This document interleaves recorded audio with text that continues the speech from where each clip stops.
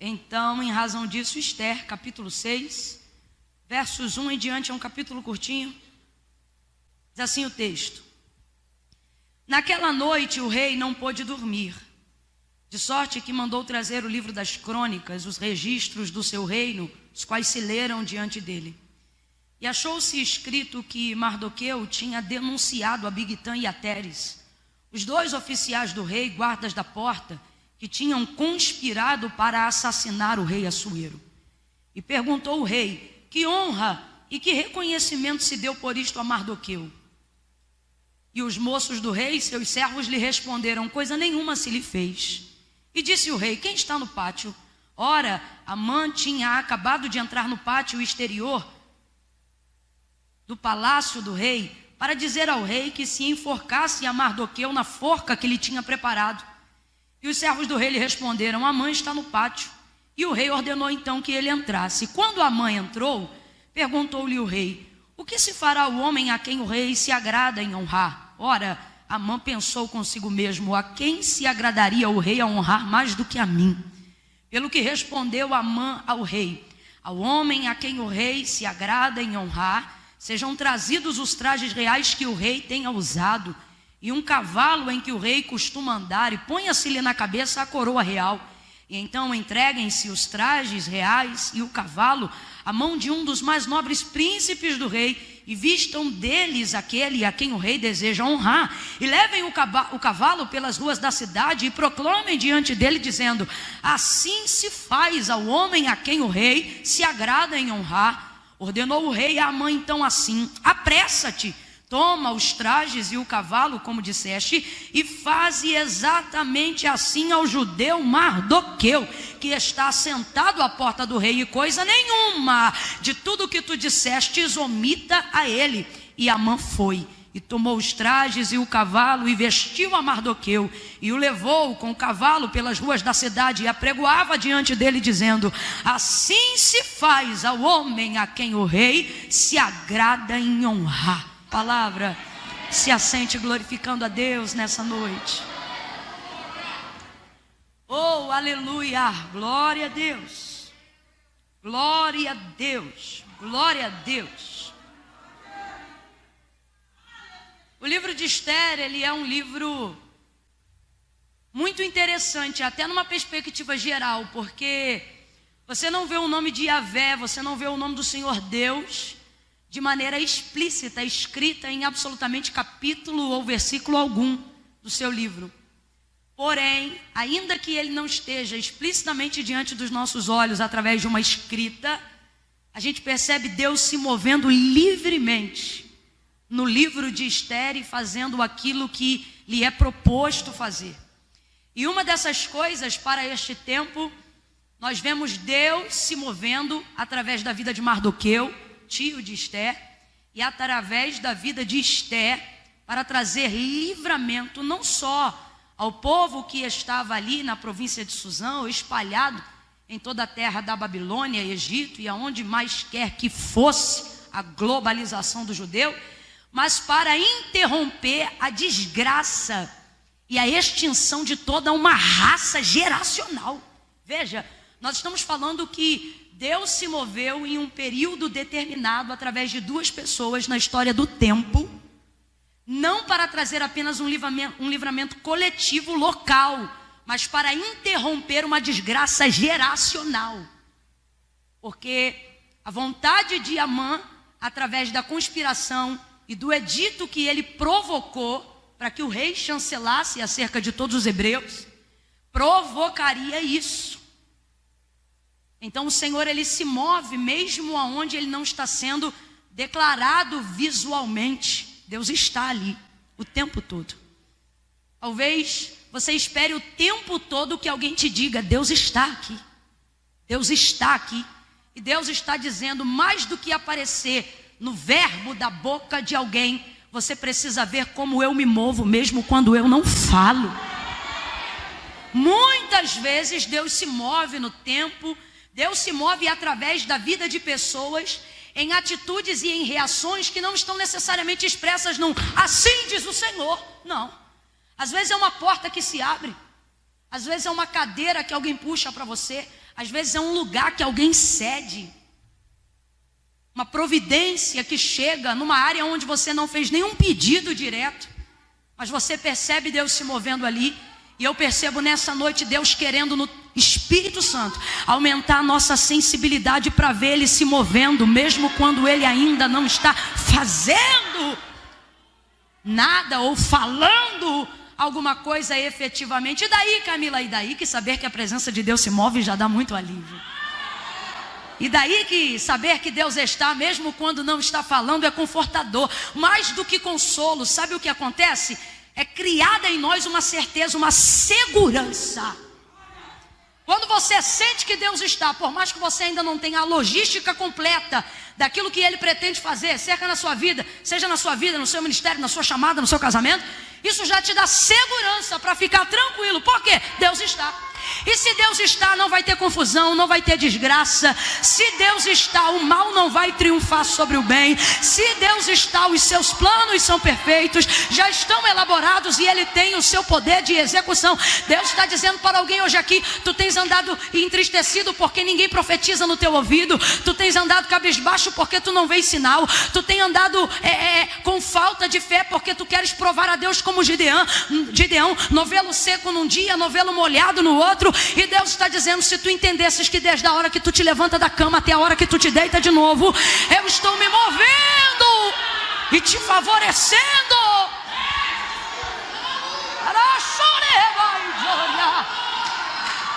Ele está contigo. Ele está contigo. E Ele estava com o seu povo naquele dia, como está sempre. Por mais que o seu nome não esteja explicitamente entre essas letras, Deus sempre está com o seu povo. A responsabilidade com Deus de ser uma companhia próxima. Complete para mim, para eu ter certeza que você está me ouvindo bem. Uma companhia próxima. Deus, Ele tem tanto anseio e tanto anela, né? Estou usando um antropoformismo, uma característica sentimental humana, só para tentar expressar aquilo, a maneira como Deus se move em relação aos nossos sentimentos, para te mostrar que isso não é sobre o que eu sinto, é sobre o que eu sei. E o que a palavra de Deus demonstra para poder confirmar que é o que é a despeito do que eu sinto. Por isso eu preciso andar baseado no que eu sei e não no que eu sinto. Fé não é sobre sentir, fé é sobre saber. É sobre ter conhecimento e trazer sobre mim o que a palavra de Deus diz sobre mim, não o que eu penso sobre mim ou sobre as pessoas. Quando eu absorvo isso, eu caminho em fé. E aí, independente do que eu sinto, eu vou caminhar para viver milagres. Porque eu estarei caminhando não debaixo do que eu sinto, não debaixo do governo das minhas emoções, mas as minhas emoções estarão submetidas ao governo da palavra. E aquilo que ela diz sobre mim. E é isso que importa. E Deus tem tantas ações em nossa direção para provar o tamanho da proximidade que Ele quer ter conosco, que nós vamos ver isso no Antigo Testamento por intermédio dos profetas. Depois nós vamos ver Deus estabelecendo na condição de povo datas, para que o seu povo se apresente diante dele. É igual quando a gente cresce, sai de casa, fica independente, mas a mãe diz: eu quero você aqui dia das mães, quero você no Natal, quero você tal dia. Um jeito de dizer: não deixe de passar aqui, porque eu não quero só falar com o telefone, não quero só falar de longe, eu quero você próximo, perto. E aí Ele vai estreitando cada vez mais essa relação. São os métodos de Deus para poder corrigir a queda do homem no Éden, porque na verdade o homem foi criado para falar com Deus a vida toda como? Face a face. E aí o tempo vai passando, chegamos agora no Novo Testamento e se cumpre a profecia do profeta Isaías. Um filho se nos deu. E nos deu por quê? Para cumprir o que João diz depois de convivência com ele. Deus amou o mundo de tal maneira que nos deu o seu Filho unigênito, para que todo aquele que nele crê não pereça, mas tenha vida eterna.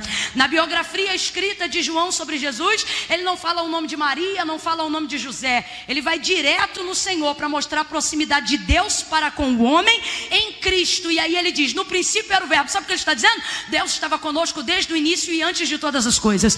No princípio era o verbo estava com com Deus e o verbo era Deus. Nele estava a vida e a vida era a luz dos homens. E a luz resplandeceu nas trevas e as trevas não prevaleceram contra ela. E aí ele vai dar continuidade no mesmo capítulo e em dado momento João vai dizer assim: e vimos a sua glória. A glória de quem, gente? A glória de Deus em Cristo, porque Jesus disse isso para Filipe, disse isso para André: quem vê a mim vê o Pai. Vocês pedem, mostra-nos o Pai. Como vocês ainda não podem ver o Pai? Eu e o Pai somos. Quem vê o Pai me vê. Quem me vê, vê o Pai. Ele está dizendo, nós somos identificados e confirmados um pelo outro. Aí João vai dizer lá: e vimos a sua glória como a glória do unigênito do Pai, cheio de graça, justiça e verdade. Sabe o que João está dizendo? Vimos com os nossos olhos, sentimos com a nossa pele, comemos juntos, andamos juntos, caminhamos juntos, vimos a expressão máxima do amor de Deus andando com a gente, comendo com a gente, subindo com a gente, descendo com a gente, orando com a gente. João está dizendo, gente, não é abstrato, o amor de Deus é real e se tornou carnal. Para quê? Para provar o tamanho da proximidade, do desejo de estar junto, de estar mais perto. Por exemplo, lembra quando Jesus ressuscitou a Lázaro?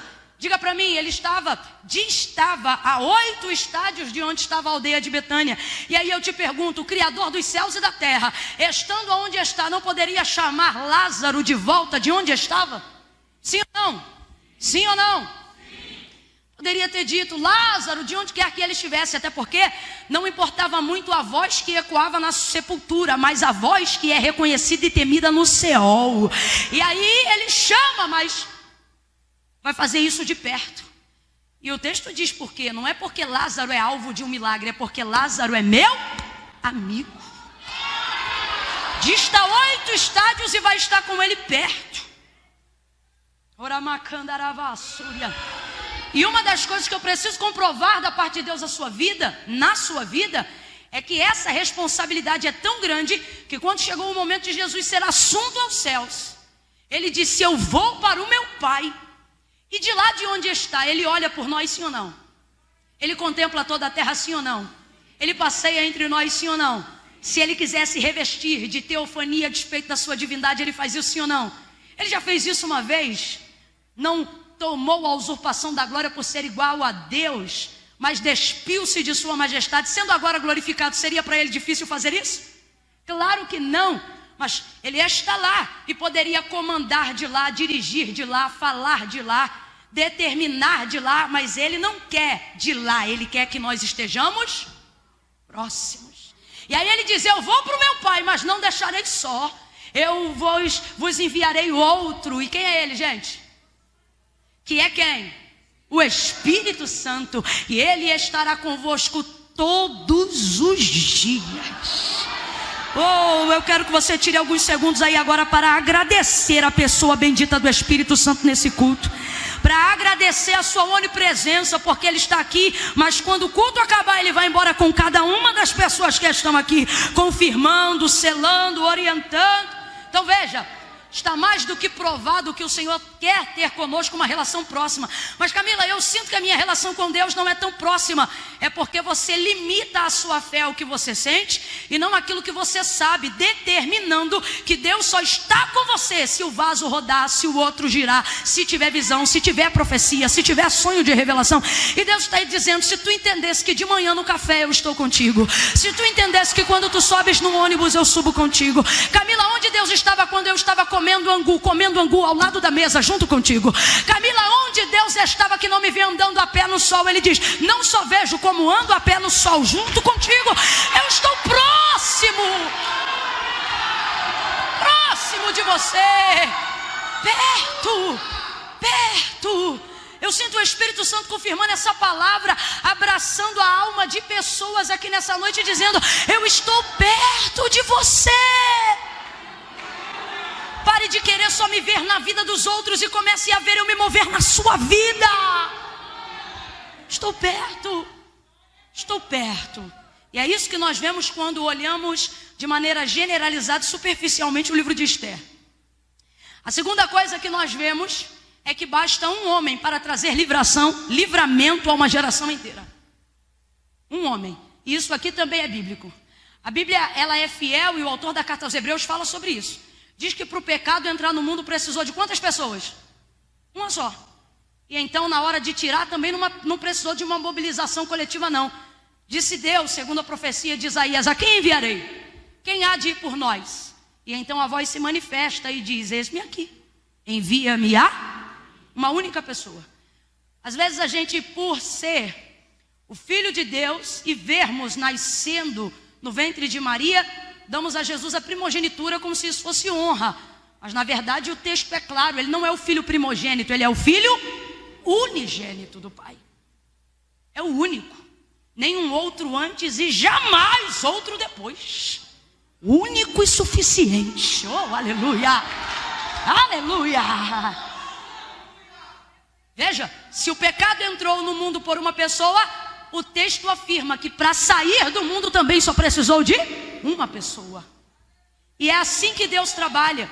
Os maiores movimentos de libertação, de avivamento ou de cristianismo no mundo ao redor de todo ele, ao longo dos tempos e das décadas, não precisaram de milhares de pessoas.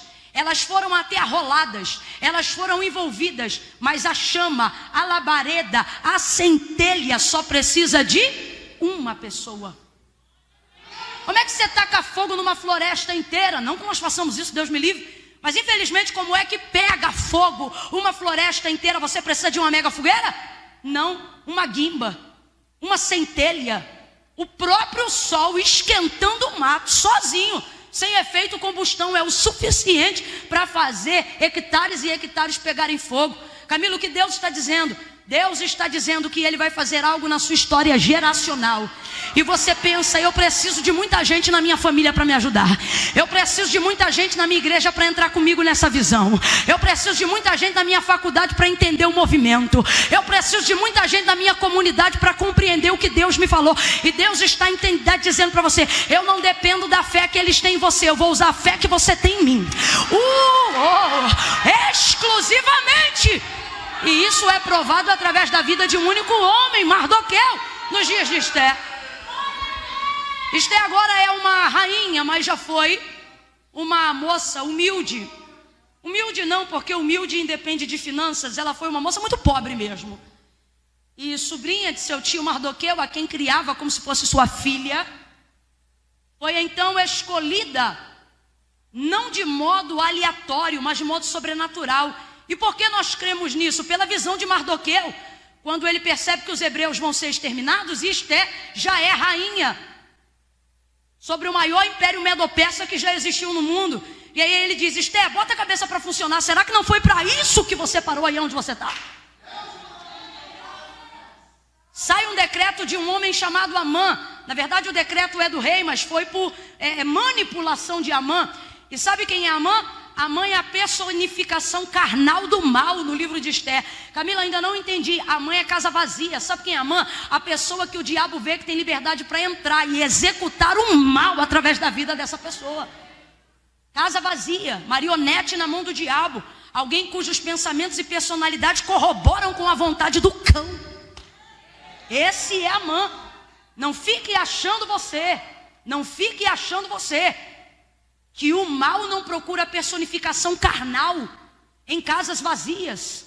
Pelo contrário, a única maneira dele executar a sua vontade é entrando numa casa vazia, numa pessoa que corrobora o cumprimento da sua vontade.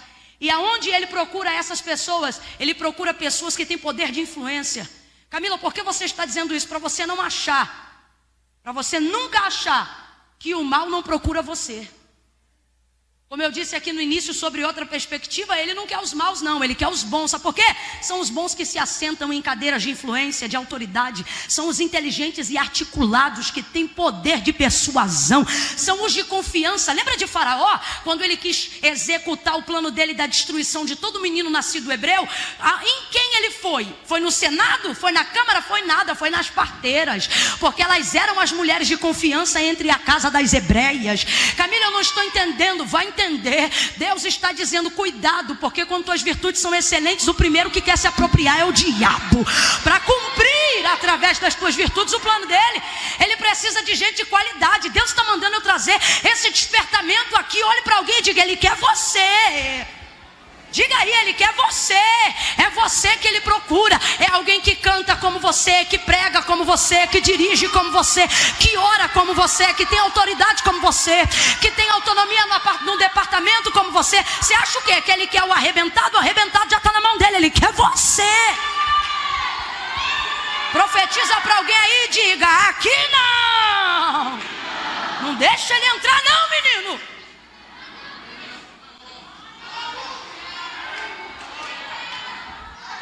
Eu não estou falando com quem não veio no culto não, irmão. Eu estou falando com quem está aqui. É com você mesmo que eu estou falando. Até as nossas virtudes, ou seja, as nossas qualidades, distantes do centro da vontade de Deus, se tornam ferramentas poderosas para o inferno. Eu vou repetir porque eu quero que você guarde isso. Até as nossas virtudes, as nossas qualidades, são nossos defeitos, não, nossas qualidades, se tornam ferramentas poderosas para o inferno, se nós não a usarmos dentro do centro da vontade de Deus.